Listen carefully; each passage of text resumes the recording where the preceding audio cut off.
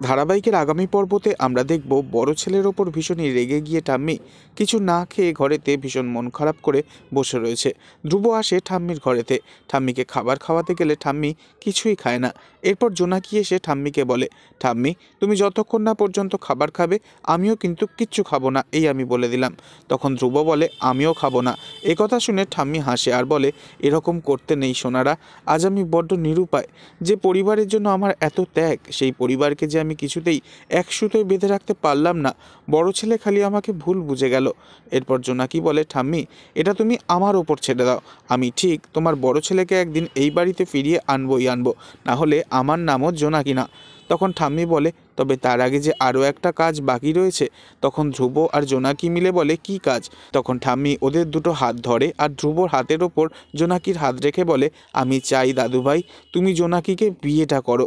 জোনাকি পারবে একদিন এই পরিবারটাকে এক সুতোয় বেঁধে রাখতে।